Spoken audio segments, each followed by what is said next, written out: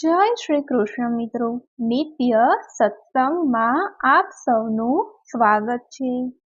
આજે આપણે સાંભળીશું શાકંભરી નવરાત્રીનો વિશેષ મહિમા તથા માં શાકંભરીની કૃપા પ્રાપ્તિ માટેની ફળદાયી વિધિ। જો આ વિડીયો તમને પસંદ પડે તો લાઈક અને શેર કરી ચેનલને સબસ્ક્રાઇબ જરૂરથી કરજો। આ ગુપ્ત નવરાત્રી અનેક પ્રકારના લાભની પ્રાપ્તિ કરાવનારી છે। શાકંભરી નવરાત્રી દરમિયાન શક્રાદય સ્તુતિનું પઠન ફળદાયી બની રહે છે। કહેવાય છે કે તેનાથી વ્યક્તિના અટકેલા કાર્યો પણ પરિપૂર્ણ થઈ જાય છે અને વ્યક્તિને યશની પ્રાપ્તિ થાય છે। શાકંભરી દેવીની પૂજા પોષ સુદ અષ્ટમીથી શરૂ થાય છે અને પોષી પૂર્ણિમાએ સમાપ્ત થાય છે। આ સમયગાળો શાકંભરી નવરાત્રી તરીકે ઓળખાય છે। આ નવરાત્રી પાછળની એક પૌરાણિક કથા છે। કહેવાય છે કે જ્યારે ધરતી પર 100 વર્ષ સુધી વરસાદ ન પડ્યો અને મુનિઓએ મનુષ્યોને પીડાતા જોયા ત્યારે તેઓએ માતાને પ્રાર્થના કરી। આખરે માં આદ્યશક્તિ જગદંબાએ સર્વપ્રથમ શતાક્ષી રૂપે પ્રાગટ્ય કર્યું। દેહ પરના 100 નેત્રમાંથી અશ્રુધારા વરસાવી દેવીએ સૃષ્ટિને પાણી આપ્યું અને પછી શાકંભરી રૂપ ધરીને તેમના શરીરમાંથી ઉત્પન્ન થતા શાકભાજી દ્વારા વિશ્વનું ભરણ પોષણ કર્યું।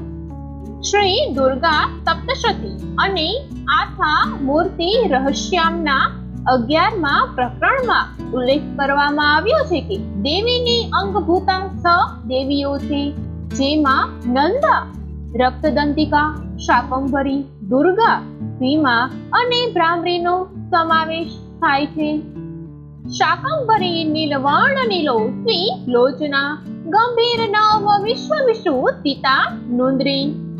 માતા શાકંભરીનું શરીર વાદળી રંગનું છે। તેમની આંખો નીલકમલ જેવી જ હોય છે। નાભી નીચી હોય છે અને માતાનું પેટ સૂક્ષ્મ હોય છે। માતા શાકંભરી કમલની રહેવાસી છે અને તેના હાથમાં તીર, શાક તેમજ તેજસ્વી ધનુષ રહેલા છે। માતા અનંત ઈચ્છિત રસથી ભરેલી છે। તે ભૂખ, તરસ અને મૃત્યુના ડરનો નાશ કરે છે। તે ફૂલો, પલ્લવો અને ફળોથી ભરપૂર હોય છે। ઉમા, ગૌરી, સતી, ચંડી, કાલિકા અને પાર્વતી પણ એ જ છે। શાકંભરી નવરાત્રી એ એક ગુપ્ત નવરાત્રી છે। શક્તિ ઉપાસકોમાં આ નવરાત્રીનો સવિશેષ મહિમા છે। કહેવાય છે કે જે જાતકોને મિથુન, કન્યા, તુલા, મકર અને કુંભ લગ્ન હોય તેમણે તો માતા શાકંભરીની પૂજા અવશ્ય કરવી જોઈએ। તો હવે આપણે સાંભળીએ માતા શાકંભરી ઉપાસનાનો મહિમા। એવું કહેવાય છે કે માં શાકંભરીની કૃપા જે પણ શ્રદ્ધાળુ ઉપર થાય છે તેને આજીવન ધન ધાન્યની સમસ્યા નથી રહેતી। શાકંભરી નવરાત્રી દરમિયાન શ્રદ્ધાળુઓએ વિદ્વાનોને દાન પુણ્ય તેમજ ભોજન પણ કરાવવું જોઈએ। ખાસ કરીને દુર્ગા સપ્તશતીના પઠન સાથે હોમાત્મક યાગનો શાકંભરી નવરાત્રી દરમિયાન વિશેષ મહિમા રહેલો છે। આ ગુપ્ત નવરાત્રી દરમિયાન કુમારિકા અને બટુક ભોજન કરાવવાનો પણ મહિમા છે। કહેવાય છે કે તેનાથી દેવી વિશેષ પ્રસન્ન થઈ ભક્તો પર કૃપા દ્રષ્ટિ કરે છે। શાકંભરી નવરાત્રી દરમિયાન મંત્રનો જાપ સવિશેષ ફળદાયી બની રહે છે। સમગ્ર નવરાત્રી દરમિયાન શક્ય ન હોય તો નવરાત્રીના અંતિમ દિવસે તો જરૂરથી મંત્રનો જાપ કરવો જોઈએ। માન્યતાઓ અનુસાર ઓમ અંબિકા દેવીએ નમઃ તેમજ ઓમ દૂમ દુર્ગાએ નમઃ મંત્રનો જાપ વિશેષ ફળદાયી બની રહે છે। શાકંભરી નવરાત્રી દરમિયાન શક્રાદય સ્તુતિનું પઠન પણ ફળદાયી બની રહે છે।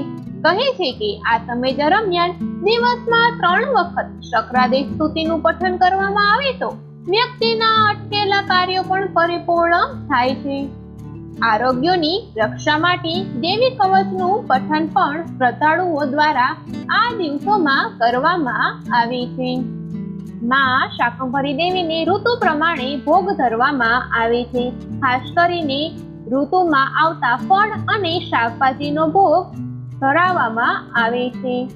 માં શાકંભરી દેવી અતિ કલ્યાણી છે અને ભક્તોની તમામ મનોકામનાઓ પૂર્ણ કરનારી છે. તેથી માં શાકંભરીની ઉપાસના અવશ્ય કરવી જોઈએ. તો મિત્રો, આ હતું શાકંભરી નવરાત્રીનું મહાત્મય. જો આ માહિતી તમને પસંદ પડી હોય તો વિડીયોને લાઈક અને શેર કરી ચેનલને સબસ્ક્રાઇબ જરૂરથી કરજો. જય શ્રી કૃષ્ણ.